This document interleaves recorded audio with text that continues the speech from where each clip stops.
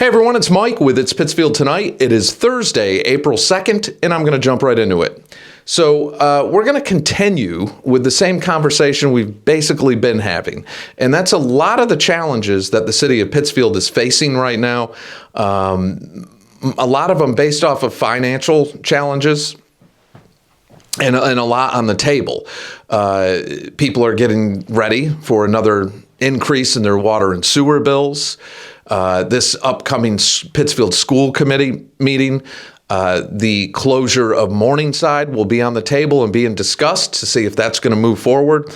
And to be honest with you, with that one, I don't think it stops at Morningside. I think that's a conversation we'll be having in not too far down the road from that. Because the public school enrollment is going down and down and down every year. And we have a lot of challenges there. We have a high choice out rate. We have a shrinking population. We have a lot of challenges in the community with housing. There's just a lot. There's a lot going on. And, you know, when you look at an area like ours, where the median, the per capita income is roughly around $44,000, $45,000 a year. I mean, it's very low. We have a large percentage of people living in poverty. So those are some of the big challenges. And, when people talk about, and I've mentioned this before, we need industry, we need manufacturing jobs. How are you going to get them here? We have one of the oldest demographics in the state. I mean, our median age here is mid-40s, closing in on 50. And you're talking manufacturing jobs, which would require young people. Well, people say, somebody sent me a message saying, if we had the manufacturers come here, then people would move here. So somebody would have to be willing to come here, invest God knows how many millions of dollars to set up and hope that you could get people here. And without the housing infrastructure, I don't see that happening. With one of the highest commercial tax rates in the state, I don't see that happening. We have high property taxes, high commercial taxes. It's expensive. Utilities are incredibly expensive. I don't know. I don't really see the incentives. And that's why, Business Insider put out an article about 2 weeks ago of their top growing cities in the United States and their top shrinking cities in the United States. And unfortunately, Pittsfield made that list of top shrinking cities. They listed it as the greater Pittsfield metro area rather than just saying Berkshire County. They should have just said Berkshire County, but because the numbers that the population number they posted was Berkshire County's population. But yeah, and you can, some people say, it's because of GE. GE has been gone for like 35 years.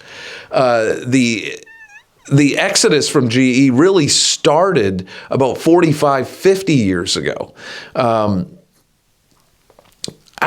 I don't know how you can keep leaning on that GE crutch. I think we have failed miserably at finding our identity of what type of community we are. You have to ask yourself, at the height of our population here, we were around 59,000. Why is it, we say we have a housing shortage. How did we have enough houses for everyone when the population was 59,000 and we don't have enough houses for people when the population is in the low 40s? How is that? With almost 20,000 people more, we had enough housing. But that one is, I've asked that to several people, and I've heard different things in response. They said, we had a bunch of housing that we had to rip down and take down that doesn't exist anymore. And I'm thinking, really? 20,000 people pretty much. We lost that much because there's a lot of new housing here that didn't exist here. Go back 30, 40 years when you had far more people. I don't know how far back you have to go, but I would say if you go back to the 1980s, you had to be around 50,000 people, somewhere around there, because the peak of our population was 1960. And I think it started to go down shortly after that. But what caused the housing crisis? Did we really have that many old houses that we ripped down? Because again, there's new houses and neighborhoods and areas that did not exist before, or is how we live differently? I'm not sure. It's how we got to where we are with that. Rentals always were an affordable thing in the city of Pittsfield. Now, the average rent far exceeds what a lot of people's mortgages are. It is unbelievable how much rents are. If you want to rent like a 3-bedroom, you're looking at a couple thousand a month plus utilities. If you want to rent a house here, you're looking at around $2,500 a month plus all the other expenses that go with it. You know, you're looking at to rent a house, probably once you pay utilities and all the other things you need to do, you're probably looking at about $4,000 a month. I mean, so you got to be fairly in good shape to be able to afford to rent a house. So I don't, that the housing situation is an anomaly.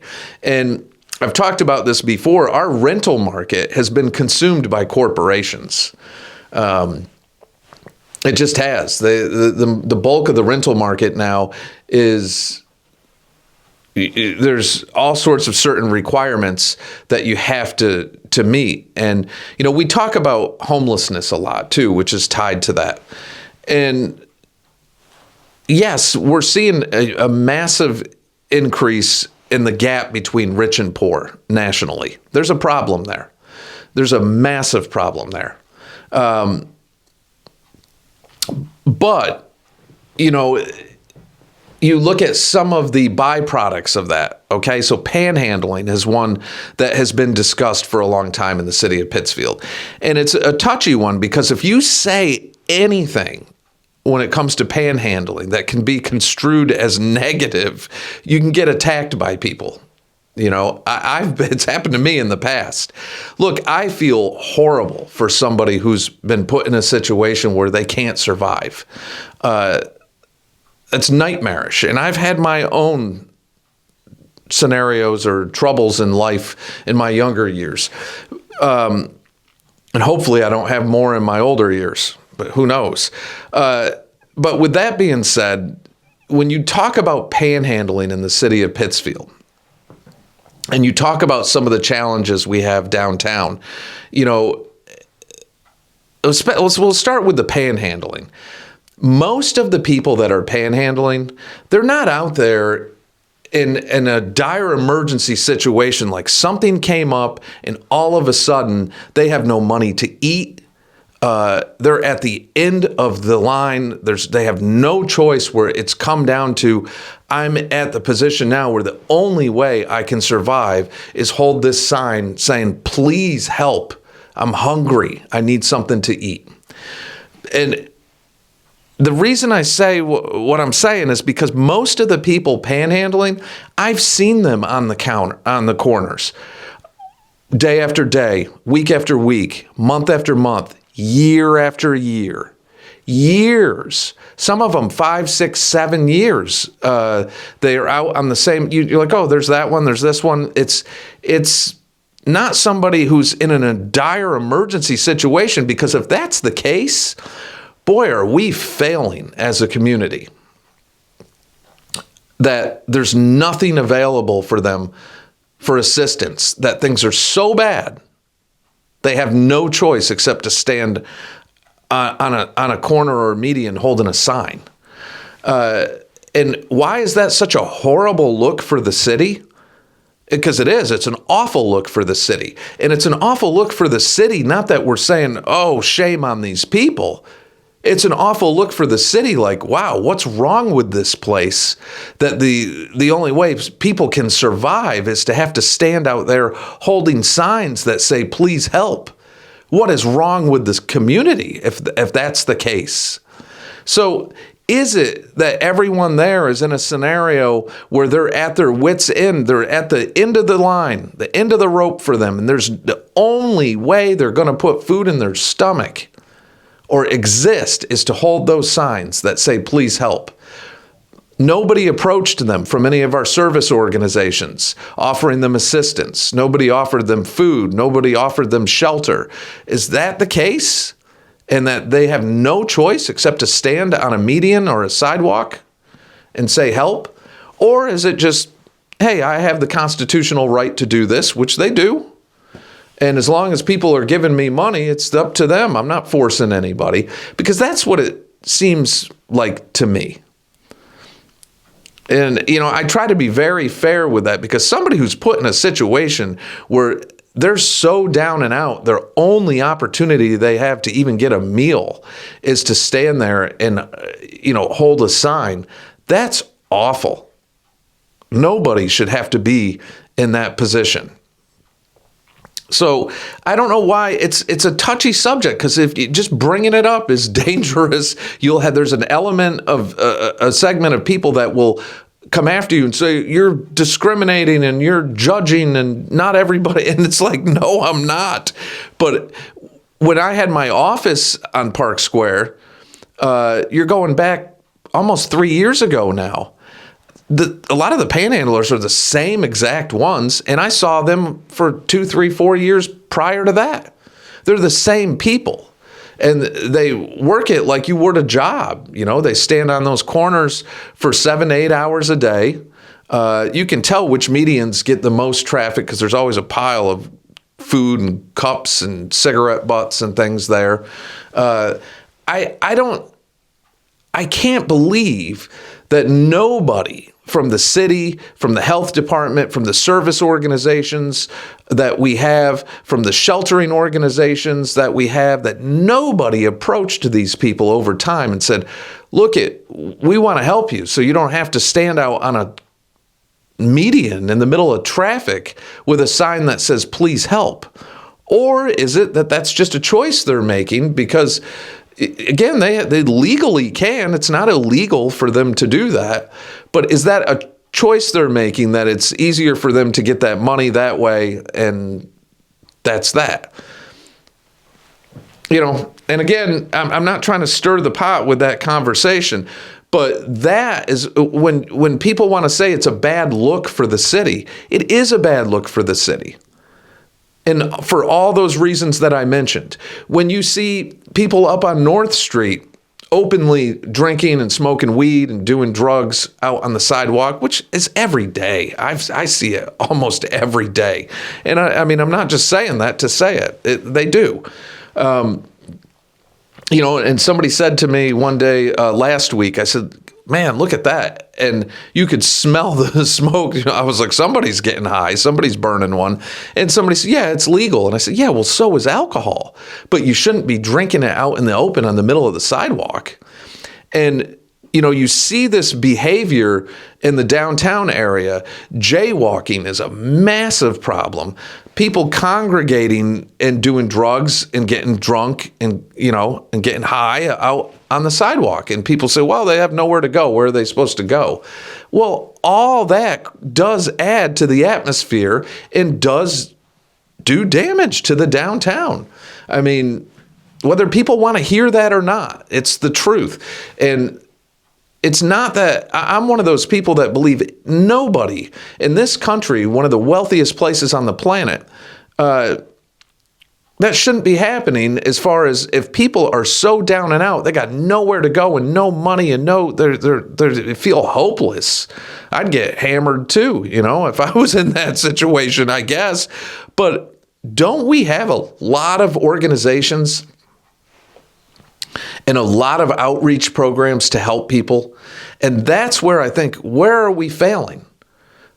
Where are we failing? Because that's why that's such a bad, horrible look for the city. It shows that the city is failing. at providing adequate services, or we're just allowing people to do this. I mean, we have to answer that question eventually.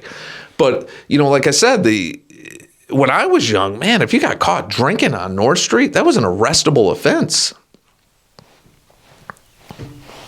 Because that leads to trouble. People get drunk and dumb things happen. Some of the dumbest things I've ever done in my life is when I was drinking. So, alcohol in that is a bad mix. And there's a reason why public intoxication in open containers in public should not be tolerated. The jaywalking on North Street is out of control. It's like nobody uses the crosswalks, it seems like. And to the people that do, God bless them for doing it and following the rules, but so many people don't. The traffic that drives in the bike lanes, the bicycles up on the sidewalks, there's very little enforcement, and I will preach this till I'm out of breath. A police foot patrol or bike patrol, but out of the cruisers on North Street, community policing. So you're not just there to address a complaint, but you're there to be seen, to be part of the community, to get to know the merchants, to get to know the residents, to get to know the people up there. And you have community policing walking their beat. That would make all the difference in the world. And there's no doubt about that. But for some reason, that seems to be a fading part of policing, I guess. I don't know. I've heard every reason why we can't have that. It drives me crazy because when I was young, that was a common thing. And, we'd all, back in the day, we'd be hanging out in the Tailored Sound parking lot on the end of North Street, which is now, I think, the dollar store there. And we'd all be piled up in there. And here would come the cops and it'd be like, move along. Keep it going. You guys can't be hanging out here making all this noise, causing problems. There's people trying to shop and go about their business. So you had to keep it moving along. And the cops were friendly, but they were there to make sure, because if they let us hang out there too long, it was only a matter of time before somebody got in a fight or something happened. And that happens. That's just what people do. But the community policing was a big part of Pittsfield back then. And I see that as being a great solution to a lot of this, especially when you're talking about adding a lot of residential to the area, because many of you saw it, and I was tagged by the individual. I can't remember his name, but yesterday I was tagged in a video that somebody posted from White Terrace, or Terrace 592 or 592 Terrace, whatever it's called now, but the former White Terrace property. And I was appalled by what he posted. I could not believe it. And I wish I could remember his name. He posted it on a couple of the group pages, the Pittsfield Sentinel and another one. And it was the drug use and things going on in the corridors around that building.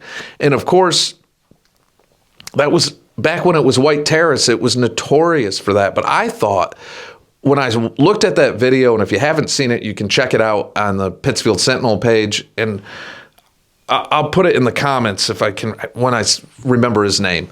I'll find it on my personal page. But he tagged It's Pittsfield Tonight. And the condition of the inside of those corridors, the damage, and there were needles and empty heroin bags and meth bags. And I was like, oh my God. I was shocked to see that. Really shocked to see that.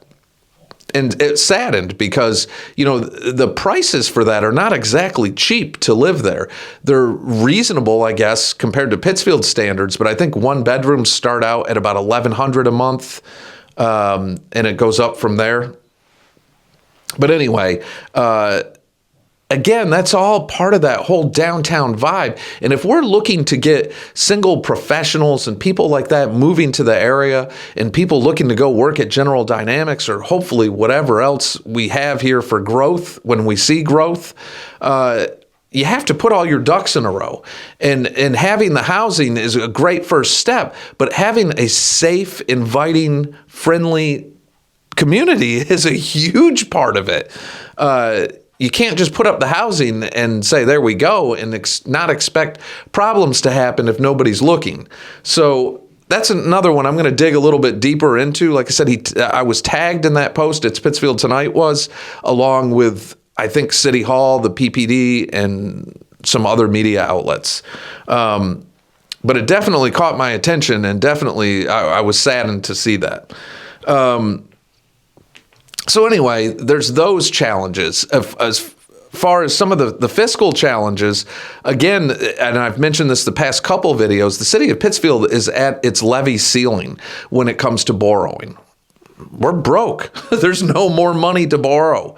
There's no more big projects that we can borrow for. You know, the wastewater treatment facility and the drinking water are the Ashley and Cleveland reservoirs. We have a massive 8-year, $165 million project coming up for the water, for Pittsfield Water.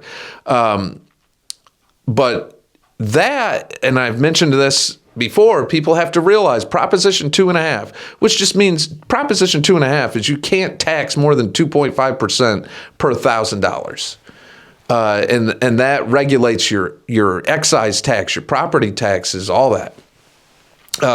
That does not apply to water and sewer. Those are set up as utilities, and they can bill for those. That's not a tax, that's billing. And they can raise those rates. So I mentioned this in the last video. You're looking at an 8.5% increase coming on your water. I imagine on your sewer as well, there'll be another considerable increase, or 8.5% maybe. I don't know that definitively on the number on that, but I know water, they usually do them hand in hand. So I think that's what you're looking at. And I think you're looking at those increases year over year. And there's some in Boston, and I've mentioned this before, that we're talking about doing away with Proposition 2.5. That is scary. That's really scary because, again, there's so many people here that are being priced out of the area.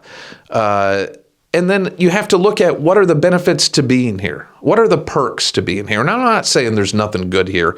There are good things here, but you look at the hits and losses we've taken over the past, 8 or so years, and will we make a comeback?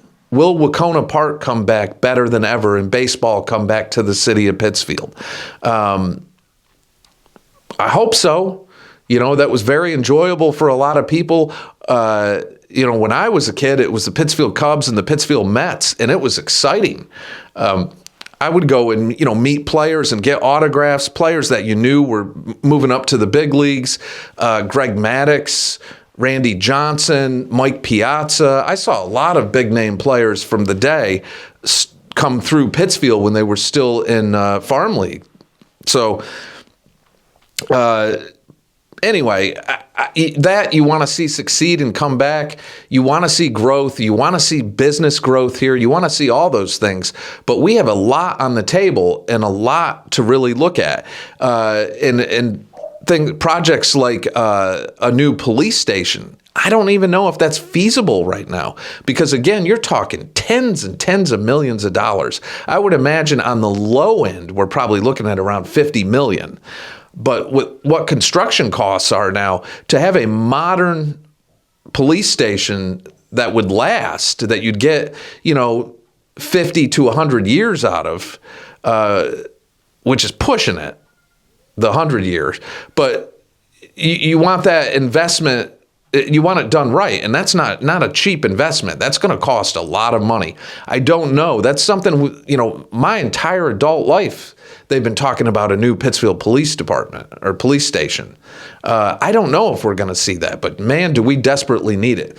I look at our fire department, the fire stations. Some of those, I'm like, the main one on Columbus, like, I don't know, man. When you see like boarded windows and stuff, it's like, in that 70s, 60s, 70s flat roof style building, it just seems outdated. But again, I don't know, maybe the fire chief would say, no, that station's fine. I have no idea. But I feel like there's so many things that are right around the corner that we're watching us fall apart, and that's not good. That's not a good thing.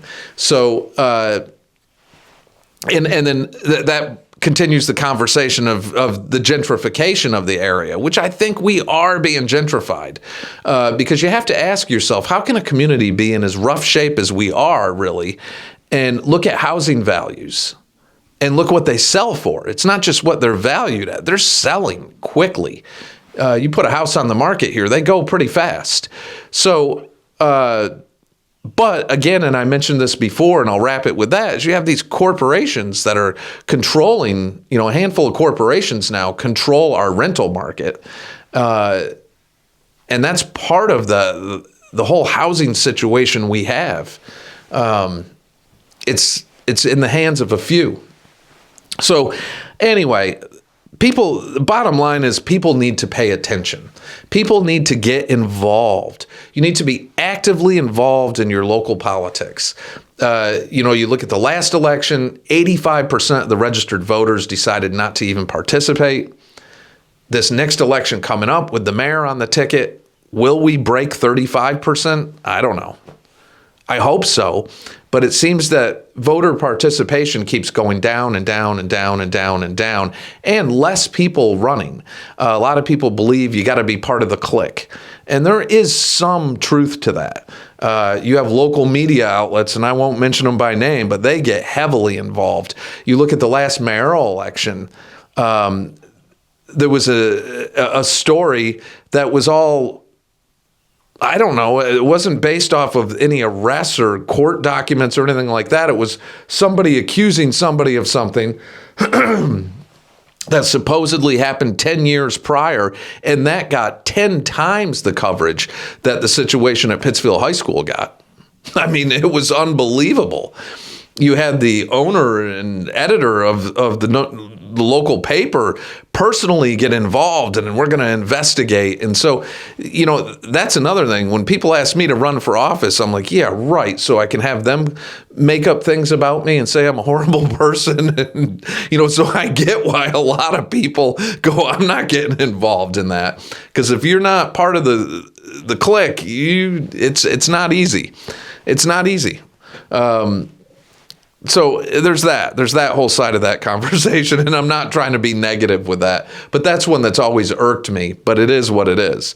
So anyway, but at the end of the day, the more people that get involved, the more people that speak up, which isn't an easy thing to do, and I get it. It's not in our community for a lot of the reasons like I just said, but the more people that get involved, the more people that speak up, the more that can bring change to the table. It's on the residents to get involved and speak up, and most importantly, vote.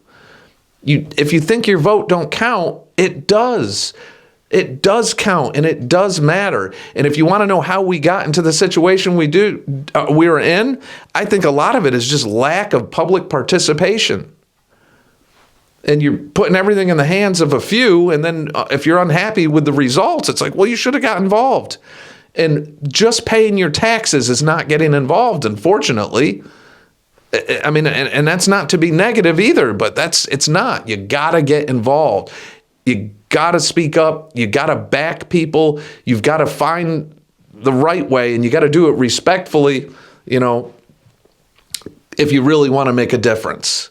But all right, that's it for now. I could go on and on and on and on. But this is a video that just looking at a lot of the messages I received, there was so much to talk about, and there's so much more. But get involved. So, all right, that is it for now. Take care of yourselves, take care of each other, and I will catch you all in the next day or two.